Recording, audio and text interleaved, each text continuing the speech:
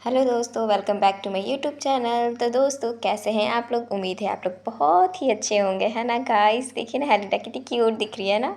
और हाँ गाइस, मैं आप लोग को बताना चाहती हूँ कि अगर मेरे व्यूज़ अच्छे से नहीं गए तो फिर मैं दोबारा नहीं पोस्ट करूँगी। लेकिन क्या करूँ गाइस, मुझे भी हेलिडा एलियन बहुत पसंद है ना, इसीलिए मैं खुद ही एक्सप्लेन करने लग जाती हूँ।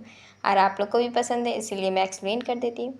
तो मैं इस मानवा का पार्ट 9 लेके आ चुकी हूँ गाइस। तो बिना किसी देरी के चलते हैं हम लोग स्टोरी में। कुछ समय बाद हमें चर्च का सीन दिखाया जाता है, जहाँ हेलिडा काउंटेस चर्च पहुँच गए होते हैं। काउंटेस को इतने अच्छे कपड़ों में देखकर हेलिडा सोचती है कि अब मुझे पता चल रहा है कि एडियन इतना हैंडसम एंड खूबसूरत क्यों दिखता है। गाइस, मुझे भी एडियन बहुत ज़्यादा पसंद है। आप लोगों को कैसा लगता है कमेंट में ज़रूर बताइएगा, ठीक है गाइस। फिर उसकी नज़र उसी चर्च पर गई जहाँ असली हेलिडा बचपन में पली बड़ी थी। काउंटेस ने हेलिडा से पूछा कि उसने जो बकरी का सिर वाला सामान दिया था वो कब तक पूरा होगा। हेलिडा ने कहा कि 2 हफ्तों में तैयार हो जाएगा। थोड़ी देर बाद दोनों चर्च के अंदर गए। चर्च की सुंदरता देखकर हेलिडा हैरान रह गई। उसने जल्दी से भगवान से प्रार्थना की कि उसके घर वाले डेविल को दूर कर दें। आप लोग घर वाले डेविल का मतलब समझ रहे गाइस, यहाँ एलियन का बात हो रहा है। फिर उसके बाद हमें प्रिस्ट जो होता है सीन दिखाया जाता है। प्रिस्ट जो होता है वो प्रिसिला को ले जाता है मुख्य धर्मगुरु के पास मुलाकात के लिए। प्रिसिला ने प्रिस्ट से पूछा कि जो चीज़ उसने मंगवाई थी क्या वह तैयार है। प्रिस्ट ने कहा हाँ, वह तैयार है। उसने बताया कि मुख्य धर्मगुरु उसके लिए चिंतित हैं। उसे डर था कि उसके घर में जो चीज़ है उसने शायद उसे नुकसान पहुंचाया हो। काउंटेस ने हेलिडा से कहा कि वह यहीं इंतज़ार करे। फिर वह प्रिस्ट के साथ चली गई। थोड़ी देर बाद भी हेलिडा वहीं इंतज़ार कर रही थी। वह सोच रही थी कि काउंटेस और प्रिस्ट शायद एडियन के बारे में बात कर रहे होंगे, है ना। हेलिडा ने सोचा कि अगर वह अभी मैनर वापस चली जाए तो ठीक नहीं होगा, क्योंकि उसे नहीं पता था कि काउंटेस कब फिर अपना होश खो दे।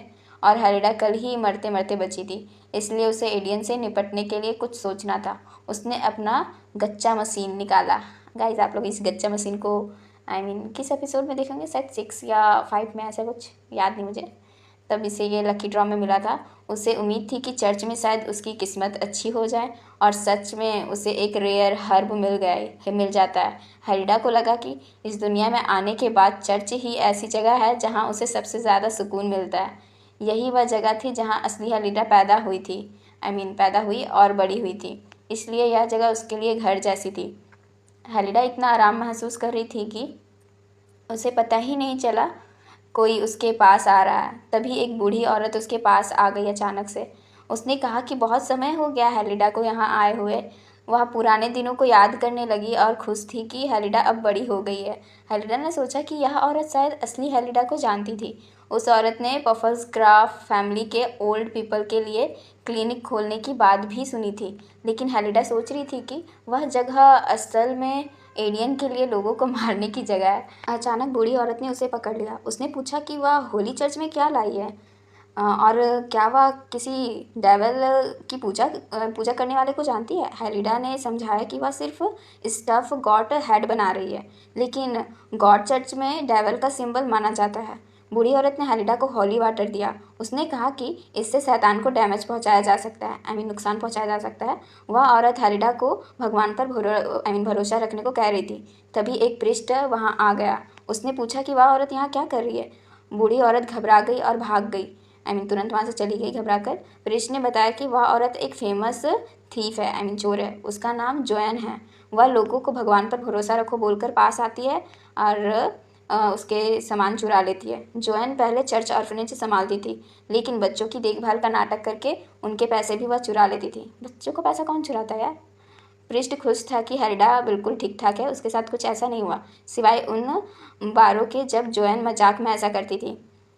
हेलिडा कभी यहाँ सच में प्रार्थना करने नहीं आई थी। उसे लगा था कि गेम की दुनिया में कोई असली भगवान नहीं हो सकता, और अगर वह प्रार्थना करती भी तो जोएन वाले भगवान से नहीं करती। जोएन जो बोली थी ना भगवान पे भरोसा करो, तो उससे थोड़ी करती वो प्रार्थना। हेलिडा सोचने लगी कि प्रिसिला आखिर प्रार्थना करते समय क्या सोचती होगी। एक मरे हुए गॉड को पकड़कर लूबी गाना। आप लोग जानते गाइस कि काउंटेस जो है वो एक बार लूबी गाना गा रही थी, गॉड का सिर पकड़े हुए। गॉड मतलब बकरी का सिर पकड़े हुए, और उस बच्चे का नाम पुकारना जिसे वह अब कभी नहीं देख पाएगी। यह सब बहुत दर्दनाक था। फिर हेलिडा ने खुद भी प्रार्थना करने का फैसला किया। अगले दिन हेलिडा काउंटेस के लिए टी लेकर गई। एडियन उसके बहुत करीब आ गया, जिससे उसका चेहरा पूरा लाल हो गया। वो हमेशा इसके करीब आ जाता है और हमारी हेलिडा पूरा एकदम सर में से लाल हो जाती, काश वो मेरे करीब आता, लेकिन ऐसा लड़का है ही नहीं अब दुनिया में। ये सब तो एक एनिमेशन है, क्या ही कर सकते गाइस। फिर एडियन अंदर गया और अपनी माँ को ग्रीट किया, लेकिन प्रिसिला अपने बेटे को देखकर डर के मारे काँपने लगी। एडियन ने माफ़ी मांगी कि खराब तबीयत की वजह से वह उसका ध्यान नहीं रख पाया। उसने कहा कि वह फिर से उसके साथ ट्रीज़ वगैरह लगाना चाहता है, पौधे वगैरह लगाना चाहता है, और वह उसकी पसंदीदा हर्बल टी भी लेके आया है। लेकिन काउंटेस बस काँप रही थी और लगातार प्रार्थना कर रही थी। तभी उसके हाथ से वो क्रॉस गिर जाता है, चर्च का जो वो दिया हुआ क्रॉस होता है वो गिर जाता है।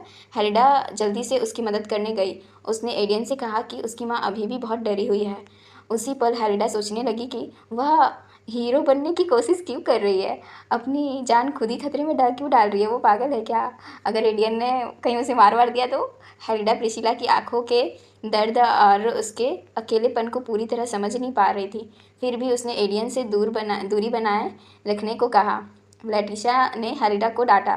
तभी हेलिडा को कुछ अजीब लगा और उसके हाथ से टी गिर गई। एडियन निराश हो गया क्योंकि वह स्पेशल टी गिर चुकी थी। लेटिसा जब टूटे हुए कप उठा रही थी तो उससे समझ नहीं आया कि टी में जहर कैसे मिला। एडियन ने तुरंत गार्ड्स को बुलाया। यह देखकर हेलिडा ने हार मान ली और एडियन से कहा कि वह जीत गया। उसे उम्मीद नहीं थी कि एडियन टी में पॉइजन मिलाएगा। एडियन अपनी नेचुरल एनिमी से और बात करना चाहता था, लेकिन गार्ड्स बीच में आ गए। अब एडियन समझ चुका था कि हेलिडा उसकी मर्डरस इंटेंट को महसूस कर सकती है और उसके कुछ राज भी जानती है। एडियन ने उससे कहा कि बेहतर होगा कि वह उसके लिए प्रार्थना करे, क्योंकि हो सकता है कि वे फिर कभी ना मिले। उसके बाद हेलिडा को पकड़कर ले जाया गया। एडियन ने सोचा कि शायद कुछ समय तक उसे अपनी मेडिसिन की ज़रूरत नहीं पड़ेगी। हेलिडा को डंजन में डाल दिया गया। उसने एल्बर्ट को समझाने की कोशिश की कि यह सब एक साजिश है, लेकिन उसके पास कोई सबूत नहीं था। फिर भी उसने कहा कि वह असली कल्प्रिट को जानती है। तभी एडियन वहाँ आया। गाइस, असली कल्प्रिट तो हमारा एडियन ही है, गाइस जानते हैं। उसने एल्बर्ट को बाहर जाने को कहा क्योंकि वह हेलिडा से पूछताछ करना चाहता था। एडियन ने कहा कि हेलिडा की प्रेयर जो है वो काम कर गई। प्रार्थना जो है वो काम कर गई। उसने बताया कि वह लोगों को कंट्रोल कर सकता है जब तक उनकी सर्वाइवल इंस्टेंटिक खतरे में ना हो, लेकिन वह हेलिडा को कंट्रोल नहीं कर सकता। उसने पूछा कि हेलिडा को कैसे पता चला कि वह क्या है और वह क्या करना चाहता है। उसने पूछा कि क्या वह उसकी नेचुरल एनिमी है। हेलिडा ने कहा कि वह लिलिथ तो नहीं है, तो वह उसका क्या बिगाड़ सकती है। हेलिडा यह सोचकर डर गई कि आखिर कैसी ताकत ने एक मेड को शैतान की नेचुरल एनिमी बना दिया, जबकि वह खुद उससे डरती रहती है। असली शैतान की दुश्मन तो इससे कई ज़्यादा ताकतवर होनी चाहिए। हेलिडा ने कहा कि एडियन गलत इंसान को पकड़े हुए है और शायद मेडिसिन ना लेने से उसका दिमाग खराब हो गया है। वो हमारे एडियन को ही उल्टा बोल रही है गाइस। हेलिडा चाहती थी कि एडियन उसे कमज़ोर समझे ताकि मौका मिलते ही वह उसे धोखा दे सके। गाइस, हेलिडा भी कम नहीं है, बहुत बदमाश है सच कहूँ तो। लेकिन एडियन ने उससे कहा कि वह उसके लिए कोई शिकार लेकर आए, ऐसा शिकार जिससे उसकी पावर वापस आ सके। उसे प्रूफ चाहिए था कि हेलिडा उसे नुकसान नहीं पहुंचाना चाहती। एडियन ने कहा कि वह लोगों पर भरोसा नहीं करता, लेकिन उनकी इच्छाओं और ज़रूरतों पर भरोसा करता है। वह हेलिडा को सिर्फ इसलिए ज़िंदा रख रहा था क्योंकि उसे पता था कि हेलिडा जीना चाहती है। हाँ गाइस, वैसे वो कुछ गलत नहीं कह रहा, हेलिडा सिर्फ जीना ही तो चाहती है इस गेम में। उसने हेलिडा की जीने की इच्छा पर भरोसा किया और कहा कि उसे निराश मत करना। ऐसा वो हेलिडा को कहता है। हेलिडा यकीन नहीं कर पा रही थी कि उसे द डेवल्स राइट हैंड का टाइटल मिल गया है, जबकि वह खुद को सिर्फ एक इनोसेंट लड़की मानती थी। उसने सोचा कि वह बेसिक मेड से सीधे इवेल हैंचमैन बन गई है। गाइस, सच में मुझे बहुत हंसी आ रही है, लेकिन मैं हंस नहीं सकती क्योंकि मैं एक्सप्लेन कर रही हूँ ना। हमारी हेलिडा तो बहुत क्यूट है। अब सोचकर उसे लगा कि इंसानी बलि देने की शर्त पर बचना उसे खुद गिल्टी बना देता है। सोचते सोचते वह मैनर के स्टेबल हैंड जेड से टकरा गई। जेड जो होता है वो उसकी तरफ देखने लगता है। उसने सुना था कि हेलिडा ने काउंटेस और यंग मास्टर दोनों को पॉइजन देने की कोशिश की थी। हेलिडा जानती थी कि जेड मैनर के सबसे घटिया लोगों में से एक है। उसने कई मेड्स को बहकाकर उनकी ज़िंदगी बर्बाद की थी, लेकिन क्योंकि वह काउंट है के हॉर्सेस संभालना जानता था, इसलिए उसे रखा गया था। जेड उसे पकड़ने लगा। हेलिडा ने बहाना बनाया कि एडियन ने उसे बुलाया है, लेकिन जेड ने इससे उसके नखरे समझा। उसे ऐसी फेयरी लड़कियाँ पसंद थी। आई मीन ऐसी नखरे करने वाली लड़कियाँ पसंद थी उसे। वो ऐसा कह रहा था हेरिडा को। वह उन्हें अपने कंट्रोल में करना चाहता था। वह देखना चाहता था कि जब वह उसे मजबूर करेगा तो उसका चेहरा कैसा होगा। तभी एडियन वहाँ आ गया। एडियन ने जेड से पूछा कि मैनर के फ्यूचर मास्टर की पर्सनल मेट के साथ वह क्या कर रहा था। जेड ने बेवकूफ़ी भरा बहाना बनाया कि वे बस साथ में वॉक पर जा रहे थे। फिर अचानक उसे याद आया कि उसे कोई काम है और वह वहाँ से तुरंत भाग गया। एडियन को पीछे देखकर हेरिडा घबरा कर कुछ भी बोलने लगी। आई मीन खुद ही खुद बड़बड़ाने लगी। एडियन ने उसे शांत किया। उसने कहा कि वह अपनी माँ से मिलने आया है क्योंकि वह समर हॉर्स में आराम कर रही थी। एडियन जानता था कि उसकी माँ बहुत कुछ झेल रही है, लेकिन फिर भी वह अपना बर्थडे उसके साथ बिताना चाहता था।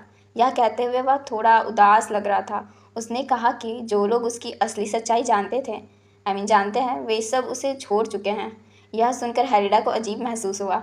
उस पल एडियन उसे एक असली इंसान जैसा लग रहा था। एडियन ने उसके चेहरे को छुआ और कहा कि उसे हेरिडा को देखना मज़ेदार लगता है क्योंकि वह जो भी सोचती है सब उसके चेहरे पर समझ आई मीन साफ दिखाई देता है। हाँ, हेरिडा इतनी क्यूट है ही जो क्या ही कह सकते हैं। फिर एडियन जो होता है वो हेरिडा को थैंक यू कहता है कि उसने उसके लिए अगला शिकार चुनने में मदद की।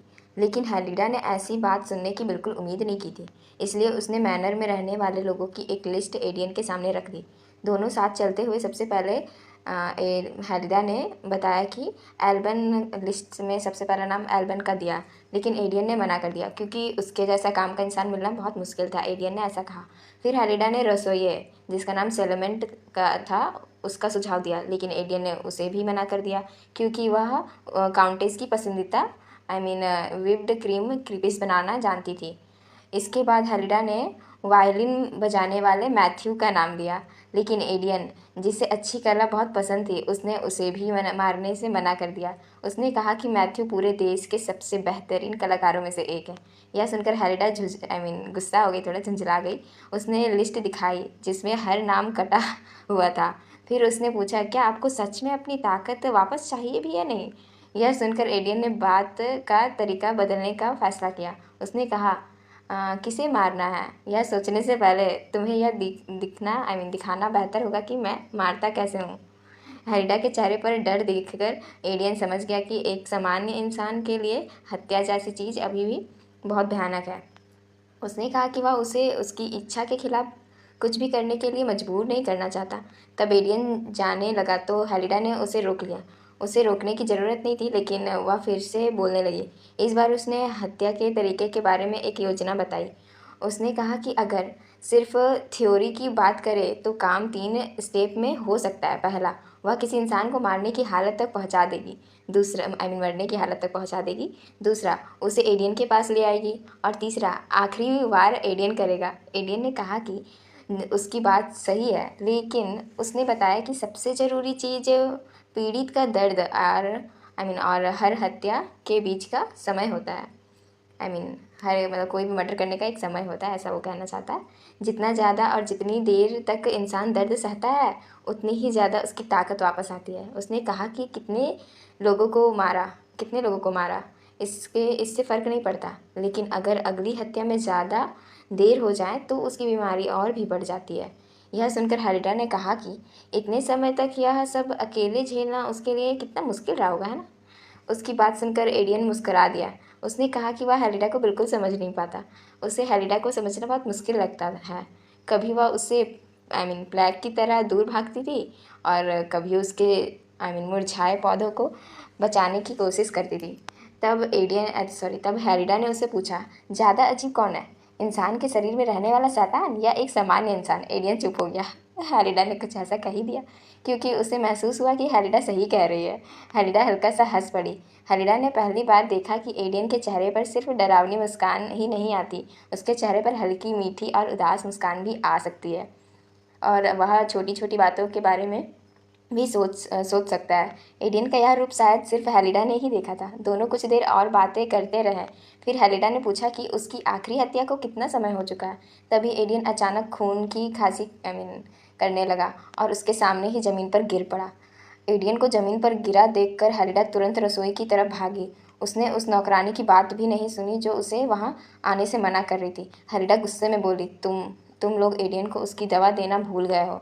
अब पूरे मैनर के लोग उसे रोकने के लिए उसके पीछे भाग रहे थे, लेकिन हेल्डा के दिमाग में सिर्फ एक ही बात थी, अगर एडियन मर गया तो उसे बहुत दुख होगा।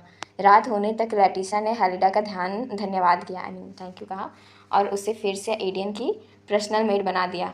अकेली होने पर हेल्डा ने गहरी सांस ली। उसे यकीन नहीं हो रहा था कि उसने उसी शैतान की जान बचाई जिसने पहले उसे मारने की कोशिश की थी, और बाद में उससे अगला शिकार ढूंढने के लिए भी कहा। बताओ, एलियन ने उसे उससे अपना अगला शिकार ढूंढने को कहा है। तभी एलियन ने उसका नाम लिया। हेल्डा ने उसकी सेहत की बहुत चिंता दिखाई, लेकिन एलियन ने उसे हल्का सा उंगली से छूकर कहा कि अब वह ठीक है। उसने हेल्डा को थैंक यू कहा। यह सुनकर हेलिडा शर्माकर दूसरी तरफ देखने लगी। वह उसका हौसला बढ़ाने के लिए कुछ कहना चाहती थी, लेकिन उसे कुछ समझ नहीं आया कि क्या बोले। तभी गेम में कई नोटिफिकेशंस आने लगे। एडियन की ग्रेटफुलनेस बढ़ गई। हेलिडा को 3000 बोनस एक्सपी भी मिला। वह लेवल 15 पर पहुंच गई। उसे नया स्लम्बर प्लस स्किल भी मिल गया। साथ ही एक क्राफ्टिंग स्टेशन भी अनलॉक हो गया, और ऊपर से 500 बोनस गोल्ड भी मिल गया। हेलिडा सामने खड़े चलते फिरते गोल्ड पैकेज को देखकर तो मतलब पूरा एकदम शर्मा ही रही थी पूरा। तो गाइस आज के लिए बस इतना ही, मिलते हैं नेक्स्ट पार्ट में। तो टाटा गाइस, ठीक है, मैं नेक्स्ट पार्ट जल्दी लेके आऊँगी, आप लोग टेंशन मत लीजिए गाइस। तो अभी के लिए बाय बाय।